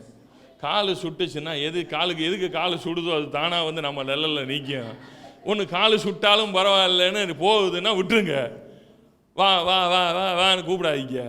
வாழ்க்கையை ஃப்ரீயாக வாழுங்க, நிம்மதியாக வாழுங்க. அப்போ தான் வானத்துக்குரியவனுடைய சாயல்னா என்னன்னே கொஞ்சம் யோசனை பண்ணுவீங்க. அப்போ தான் மண்டை கொஞ்சம் ஃப்ரீயாகும்.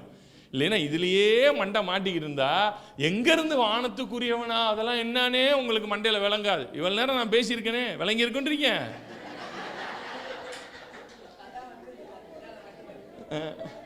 பாருங்க, விளங்கி இருக்குமா? விளங்க. ஏன்னா இது பிரசங்கமே வானத்துக்குரியவனுடைய செய்தி. புரியுதா? பூமிக்குரியவனுக்கு இது விளங்காது. அதனால வானத்துக்குரியவர்களுடைய சபைக்குத்தான் என்ன செய்யணும், அதில் அந்த டீச்சிங் தான் கேட்கணும். அதுதான் உங்களை மறுரூபமாக்கும். இல்லைன்னா மண்டை தான் போடணும். பாய். ஹல்லேலூயா.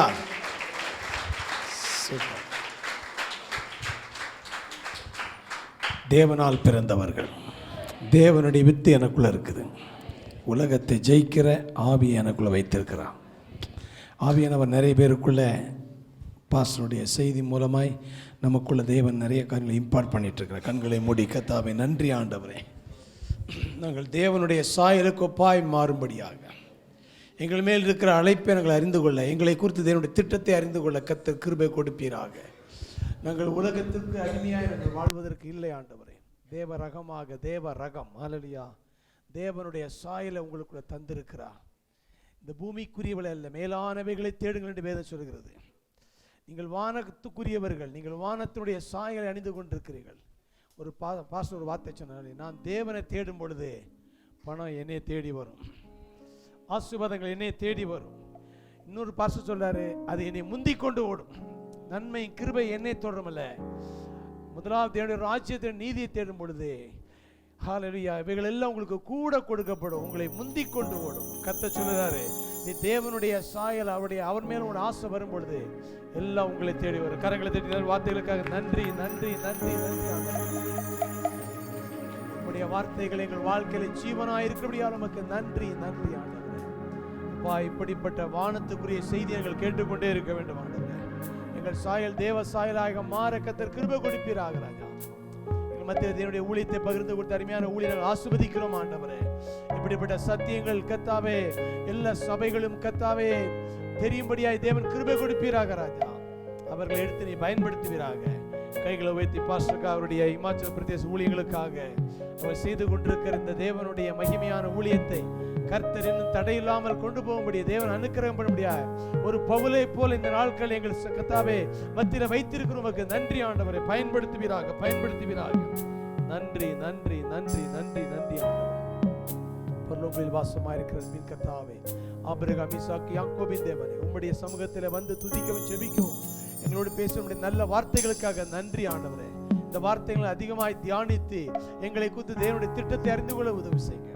தொடர்ந்து சபை ஊழியர்கள் ஆசீர்வதியும், உம்முடைய தினத்தை ஆசீர்வதித்தரணும். இயேசுவின் மூலம் பிதாவே, ஆமென். என் ஆத்துமாவே கர்த்தரை ஸ்தோத்திரி.